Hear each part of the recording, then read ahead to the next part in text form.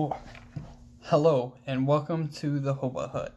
I know it's been a little while, but yesterday I went and saw the Rise of Skywalker and I decided that it was time to do a review. So obviously there's going to be spoilers, so major spoiler warning if you haven't seen it, but if you clicked on this video, or if you see this video, I'm going to assume that you have. So, The Rise of Skywalker, I would say that it was a pretty unnecessary movie, and it brought, well, it wasn't unnecessary, but it brought a lot of things to fruition that I was scared for the series. And I don't know how the series is going to fare going forward. Obviously, the Skywalker saga is over. At least at this point, it is over. But, talking about this movie, I guess I'm going to go through my complaints with the movie, because that's going to be the easiest thing for me to hit on. So I'll go through the plot, and then I'll go through what I thought the bad parts were. So basically, going through the movie, it's pretty convoluted. There's a lot of stuff going on, but basically, Palpatine is back because he was controlling Snoke this whole time, and he decided that he was just going to flex all of a sudden and show off his massive fleet of ships that he had, which I don't know why all of a sudden he just goes, yeah, these are my ships, Kylo Ren, hear my power, we're gonna conquer the universe and you gotta kill Rey. Well, long story short, Kylo Ren does not kill Rey. He tries to make an alliance. Rey is just, she's going on this quest to try to end Palpatine for revenge for her parents, but she knew through the whole series that she was a Palpatine, which is strange because I feel like we would have found that out in The Last Jedi, but we didn't, so that doesn't make any sense to me. Actually, since there's the dark tunnel scene where there's the reflections and they're supposed to see the generations before her, and she just sees herself, which was really, really weird. So she goes, they're on this race to the planet that Palpatine's on. Rey gets there, they have a showdown, Kylo dies, and that's basically it. There's not a lot to this movie, to be 100% honest. There's a lot going on, but in the grand scheme of things, basically, Palpatine's back. Rey needs to find out where Palpatine is. So they go on this adventure. They find out where Palpatine is. They run into Kylo Ren. Rey kills Kylo Ren. She feels bad about it. She comes back. Force heals Kylo Ren, goes to fight Palpatine alone. You find out that Leia's a Jedi too, out of nowhere, but she had been training with Luke all this time. Very out of nowhere, I feel. It was just like, oh, how does Rey get her training now that Luke's gone? That was a complaint of mine. I don't understand that. That doesn't make any sense. Leia is definitely... No. And A New Hope? No. Not a Jedi. There's nothing that screams Jedi except for all of a sudden in The Last Jedi when she does her Superman fly after the ship gets exploded. But that's it. It doesn't make sense. It doesn't. Whatever. Yeah, so Leia dies in this one. Rey goes, she kills Palpatine, but not before Palpatine's able to get her and Kylo. Rey dies. Kylo Ren survives, but he transfers all of his life force into Rey, and Rey decides, you want to know what? I deserve to be called a Skywalker. And that's how the movie ends. She tells some old lady, I am Rey Skywalker. And that's it. So that's the basics of the movie. Not really anything special. Doesn't really tie in. You can watch these movies basically out of order. They don't really tie in together. I get the one thing I will say is I do not like Rey as a main character. I'm not trying to be sexist. It's just she doesn't have an arc. She doesn't have anything. However, I will applaud Disney for the... Not my loud neighbors. For the arc that they put on Kylo Ren. That was beautiful. I love to see the transition from Kylo Ren being a killer. He kills his own dad in the first movie. You feel all this emotion. Just this raw emotion. You can feel the hatred that he feels. But he feels like this compulsion to get Rey on his side. And he's going to stop at nothing to get Rey on his side. And he wants Rey on his side so badly that he decides to change up everything about him. He decides that he's no longer going to be an aggressive fighter. You see in the Rise of Skywalker, you see Kylo Ren fighting with a passive fighting style. He is dodging lightsaber blasts from Rey. You can see the hatred in Rey, but she's still a good guy. However, you can see Kylo Ren become this good guy over the course of these 3 movies, and I applaud that. That was beautiful. From him killing his dad to feeling awful about it and just redeeming himself as a Jedi, as what I would call a Skywalker, since he is of that lineage, deserving of the Skywalker title, to bring back Rey with his dying life force. That is a beautifully written character, and I will stand by that. I think Kylo Ren has a great arc, and that was amazing. Rey, on the other hand, learns nothing. She doesn't. She picks up a lightsaber in the first movie in this trilogy, A Force Awakens. Can't even remember the name. This is how insignificant they were. It's just like... she picked up a lightsaber and all of a sudden she's a fighter, and she goes toe-to-toe with somebody that was trained by Luke for years, trained by Snoke, who you find out is Palpatine. Palpatine, who did the corkscrew dive at Mace Windu. What? No, there's no way. There's no way. That doesn't... No.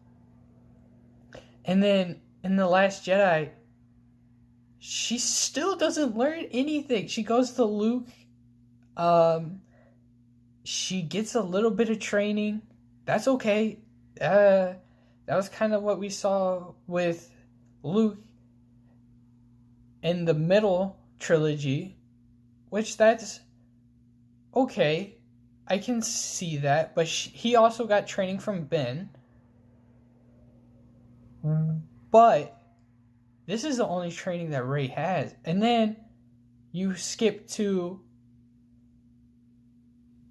The Rise of Skywalker, and all of a sudden, Leia is a Jedi who's trained Rey, which Leia being a Jedi comes out of nowhere. Like, that makes no sense to me whatsoever. They wrote that in basically for plot convenience. She learns the ways of a Jedi, but for no explained reason, because Leia can't force heal, Rey is able to not only force heal, but also use Sith lightning? What? If you're using Sith lightning, you're a Sith. Palpatine can use lightning. No, we have never seen anybody force heal something. But Rey can. With barely any training, Rey can. And she can commune with all the other Jedi. So you're telling me that in this movie, all of a sudden she's got Sith lightning, she's got force heal, she can talk to all the older Jedi, the Jedi that came before her, to become the one true Jedi. All the Jedi live within her? What? No. I don't buy it. It just doesn't. If I was to rename this movie, it'd be The Rise of the Ex Machina.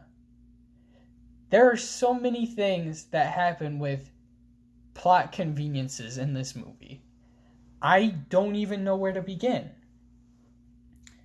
It's like, oh, this movie happens because the Emperor decides, hey, I'm going to send out a transmission letting everybody know I've got a giant fleet. That's it. That's why this movie happens. This movie literally starts by a convenience. Then Kylo Ren gets mad and he wants to kill Palpatine because he doesn't want to feel threatened.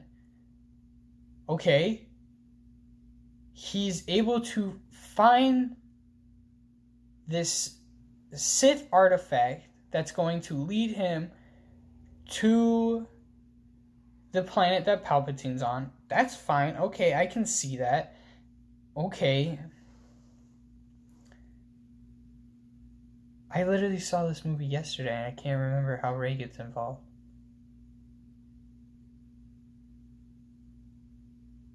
But Rey decides, hey, I'm gonna find she's looking at old text and all of a sudden she just decides, hey, I'm gonna go find where I can find Palpatine. Off of a convenience, they go to the last place that Luke was, find Lando as a convenience, and then Kylo Ren is able to read their mind. This is never explained either. How they're able to interact but not interact, but damage things in the environment but not damage each other. That was really weird. Because he's not all the Sith, but she's all the Jedi. But he's way, way stronger than she is, but she's all the Jedi. So whatever mental link they have there, is unexplained and will continue to be unexplained because writers decided that it was not relevant. But they find Lando, and then they go to the ship that I guess Rey's parents were on for whatever reason. And then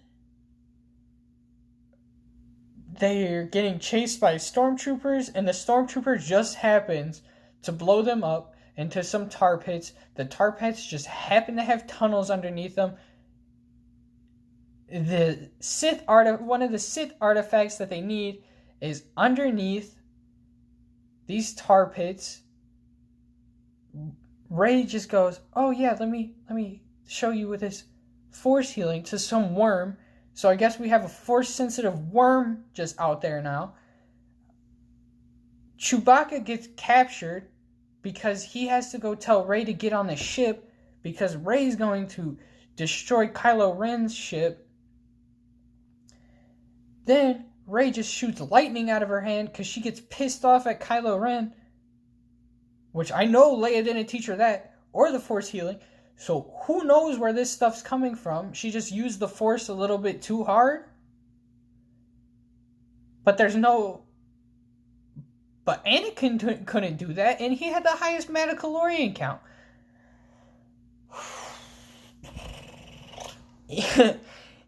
Anyways, they blow up the speeder that Chewie's in, But guess what? Chewie's not really in there.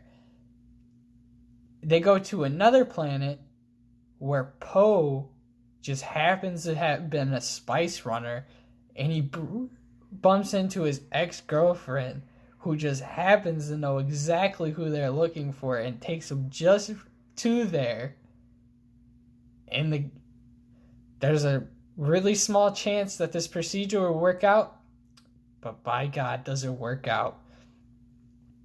Then they go to leave the planet, and wouldn't you believe it, Poe's ex-girlfriend just happens to have a chip or a badge of a first order officer that gets them onto Kylo Ren's ship, where they are able to save Chewie and get everything together that they need to go on their adventure.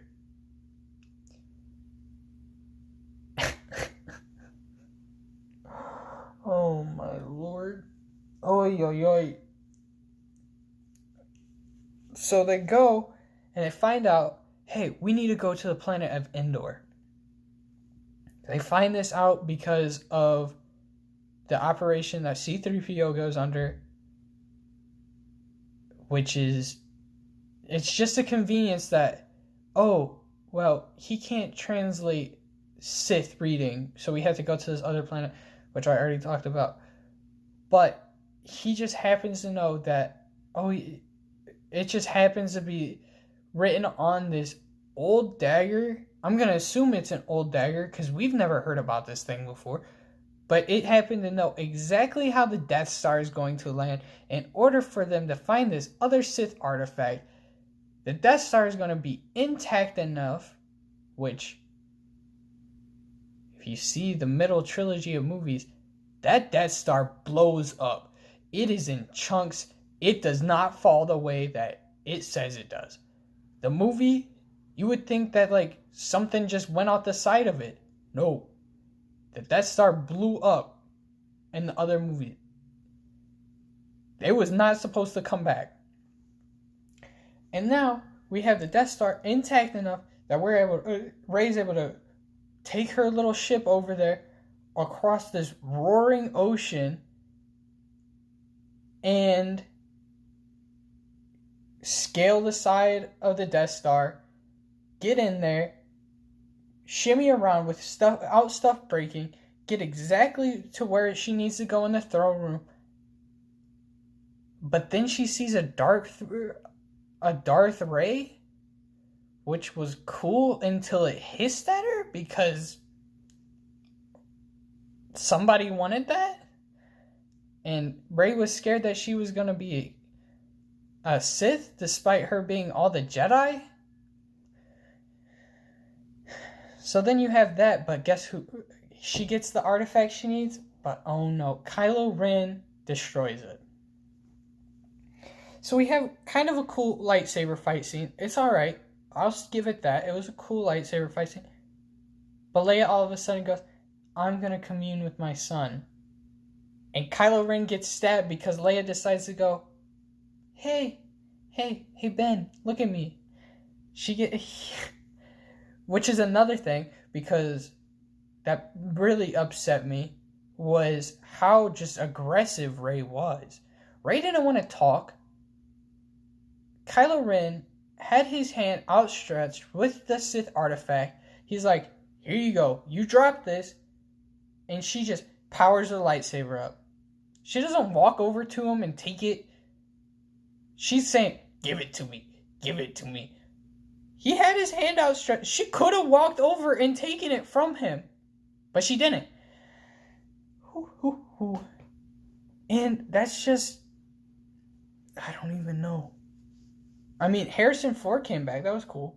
But I mean, there's just so much going on in this movie. And it was just one convenience led to another that led to another. Here's another convenience. So they go to the planet that Palpatine's on because Rey steals. I'll just keep going with the movie.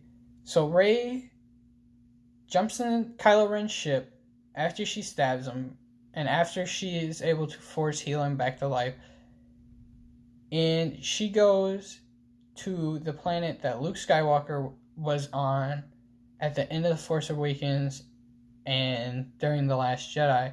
She goes there and she just happens to run into the Force ghost of Luke Skywalker, who just happens to still have his X-Wing on that island, and she's able to fly it to the planet that Palpatine's on. Meanwhile, Kylo Ren is betraying the Sith because he talks to Harrison Ford, and Harrison Ford, there's a very emotional scene there which almost evoked tears, I'm not gonna lie, and it was a very powerful scene, and Kylo Ren ends up throwing his lightsaber into the water, which is made more powerful because Rey tries to do the same thing with her lightsaber. However, Luke Skywalker returns it to her, and I just thought that was very powerful to see a Sith be able to cast away their lightsaber, but a Jedi be held to that order. But Rey goes to this planet with both Luke and Leia's lightsaber, because Leia's lightsaber just happened to be with Luke, because he just happened to take it back when they were training and keep it locked away in a building on the planet that he decided to take refuge on, which I'm not going to say one way or another. I think that's just another Ex Machina, hence the subtitle I decided to give the movie. So Rey arrives on this planet. She's able to find out where Palpatine is. She goes down this elevator, and she just comes face to face with Palpatine. Palpatine's like, hey, why don't you kill me as revenge for your parents out of hatred? And then she's kind of like hesitant, but then there's like a ton of stuff going up in the sky, and I guess the Resistance get there, and they're trying to take down all the capital ships, not the capital ships, but all like these Star Destroyers that are rigged up with anti-planetary guns. So you have that going on, and it's just like, okay, we have all this going on, and they're starting to go down, but Palpatine's like, look at what you're doing to your family. You could save them if you kill me. And it was kind of like, I don't see how that's striking somebody down out of hatred if they're begging you to strike them down, and there's so much going on in the sky, so much death going on. It's just like, strike them down? Because you already have all the Jedi within you. If you have all the Sith within you, wouldn't you just be the ultimate Force being? There was no really tension in that scene. It's kind of like, why are we waiting? Why haven't we killed him yet? If Rey's not going to go to the dark side because she's got all the Jedi within her, okay, that's it. But meanwhile, Kylo Ren gets there, and he's able to defeat the Knights of Ren, which aren't even important enough to mention. And he uses, I believe it was Luke Skywalker's lightsaber, which was awesome because, like I said before, I believe that whether you want to call him Kylo Ren or Ben Solo, it doesn't make a difference to me. It's the same character. But seeing Kylo Ren use a blue lightsaber, that was his,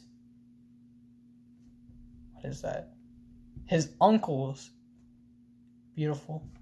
I thought it was beautiful. It was Anakin's lightsaber. It was just beautiful. It made so much sense to me for those scenes to be happening with Kylo Ren. However, now they both have lightsabers. This is literally this is why this Ex Machina was written, so that they could both have lightsabers in a standoff against Palpatine. It looks like it's gonna be awesome. They already took all the guards down in the room. Palpatine just tosses them aside. They're like, forget these lightsabers. Nobody needs those. And he just starts draining the life force out of them. And it's like, where is this? Palpatine could never do this. Where is this coming from? You'd imagine if he could have done that, he wouldn't have had such a messed up face after Mace Windu with the lightning and everything. It's just like, whoa. He could have fixed his face with this life drain ability. But no, he didn't. So it's just like, what the hell? What's going on here? God. God, this movie, there's so much going on, and it's just so many ex machinas, and it's awful. But anyways, Palpatine comes back. Rey and Kylo Ren are weak, and then Palpatine just decides to try to strike Rey down, but Rey's lightsaber, which I didn't understand. I figured the lightsaber would blow up or something, and then she's got Luke's lightsaber too, and she's able to deflect the lightning back to Palpatine. Meanwhile, up in the air, Palpatine had shot some lightning up there, which looked really cool, but I mean, it wasn't practical, but he's like striking all these ships down and everything, and I'm like, oh god, they're going down. And Poe's like, I'm sorry guys, we gotta retreat. And then Lando, Captain Ex Machina, comes in and he's like, we're not alone. Wow, look at all these ships. And there's just like millions of ships that come out of nowhere. It's like, God. And then I thought it was funny because one of the First Order officers is like, wow, it's just the people. The people hate us. It's like, good job. You made people hate you. God, it was just so, oh God. But meanwhile, down below, Rey just defeats Palpatine, but she blows up, and she's laying there dead. And I was like, that's some closure. Okay, that's kind of cool. I figured we were panning backwards, and I was like, oh, they're going to show Kylo Ren's body, and it's just going to be very poetic to have these two fighters of the new trilogy who had worked so hard to come together that they both turned good in the end, and all the Jedi defeated all the Sith. And I just thought, what a way to bring balance to the Force. Which it would. In theory, it would. If there's no Jedi and there's no Sith, there's nobody to teach anybody the ways of the Jedi or the ways of the Sith. And that's just the way it is. But no, Kylo Ren happened to survive, happens to know how to transfer life force into Rey. He's got barely enough so that they can kiss, she can get up, she can leave, they can have a party. I can see Ewoks, what I was happy about. I saw Ewoks, I saw Jawas. You get a really cool shot reminiscent of A New Hope. But Rey decides, hey, I'm going to go bury Luke and Leia's lightsabers here. Okay, I see it. And then she powers up her own lightsaber. She powers up her own lightsaber. It's a yellow blade. Nobody in the trilogies has had a yellow blade. If you do not know, a yellow blade goes to, I believe, God, I'm not 100% positive. I believe it is a Jedi Temple Guardian. Those are typically the characters that you see with that. So it's basically a Force Guardian.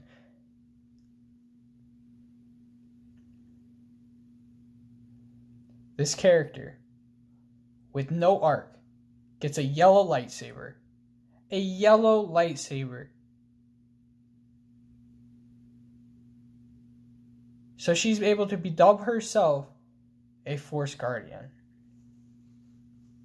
Where'd she make this lightsaber? No, it doesn't matter. Wanna know what? That's not even what makes me the most upset. We have this arc.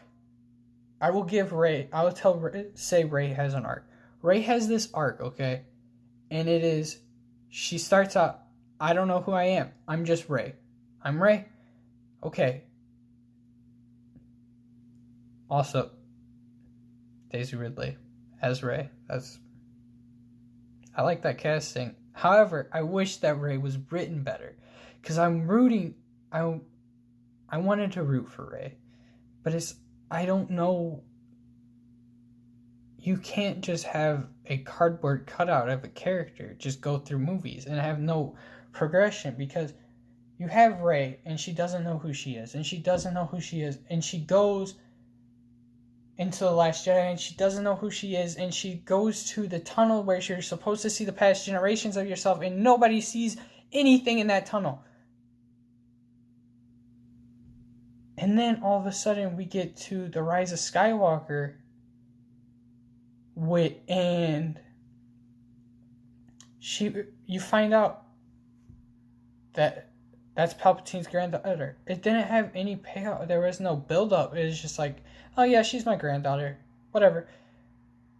And she's like, oh no, I'm gonna be bad because my grandpa was Palpatine. It's like, that's not how that works. You're not genetically bad or good, because if that was the case, then Kylo Ren would have been a good guy through and through. There was not a bad gene in his body. You have Leia and Han Solo.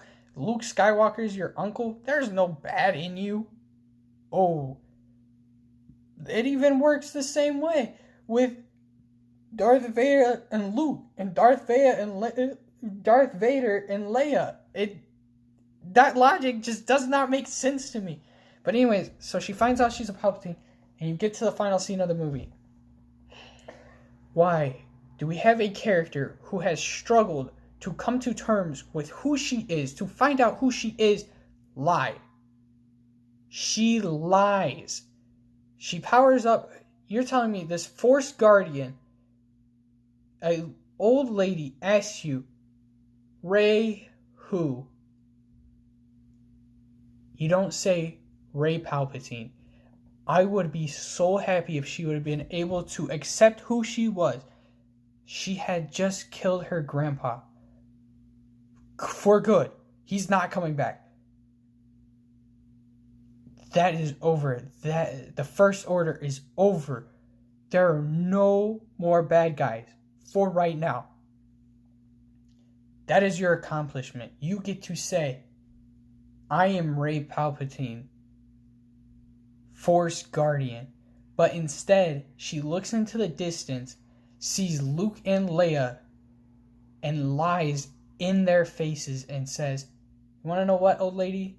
I'm a Skywalker. No.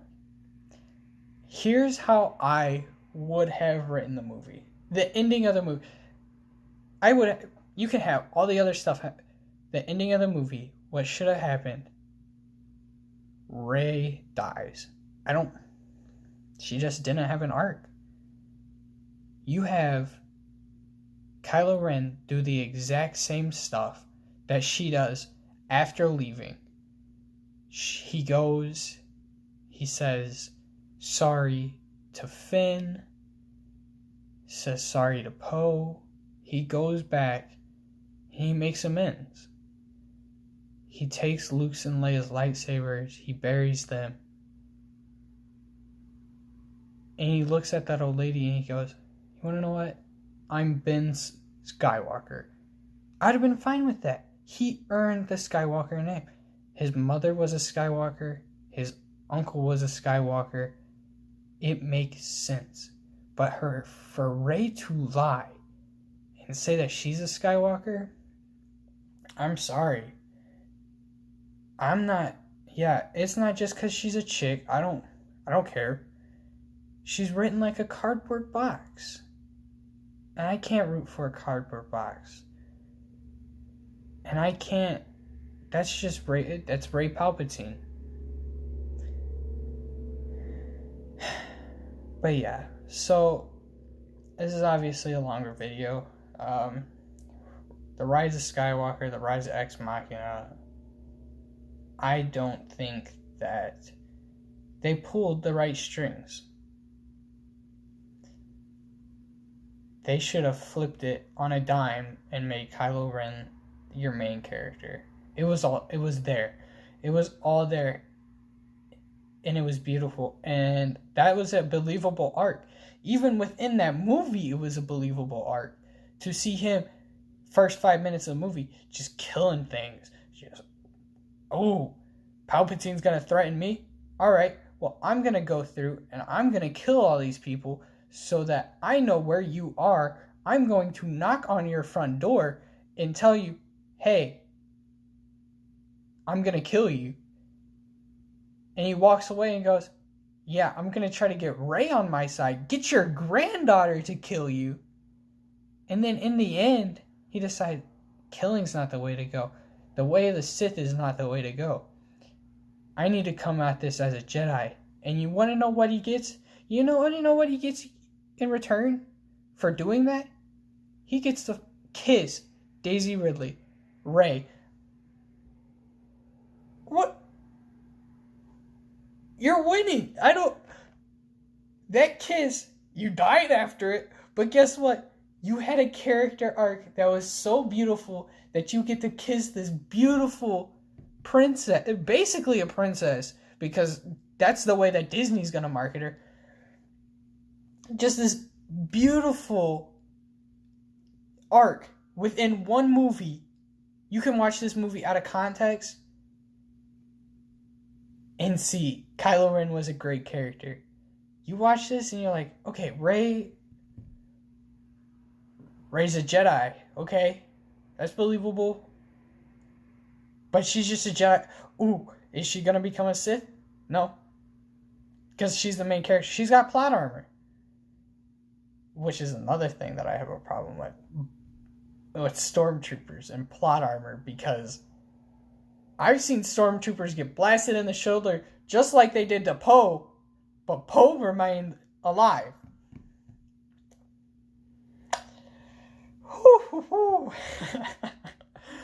Alright, but that is my words on the Rise of Skywalker. I would say, if you're a Star Wars fan, give it a watch. It's good closure to an extent, I guess. You might walk out upset, you might walk out happy. I don't know. I feel like this one's going to be a good discussion for a long time. It's still pretty fresh. If you're not a Star Wars fan, I would also recommend it highly, just because you get to see Adam Driver be a great actor with a great arc. You see a side character with a better arc than the main character, which is, it's fine. I mean, it is what it is. That's the way that they decided to go about things. I feel that this movie, I'm going to be honest, I give this movie a 7 out of 10. Leaning more towards a 6 than an 8. However, it wasn't bad. But it also left a lot to be desired. But what do I know? I'm just the hobo in the hobo hut. I'll see you for the next video.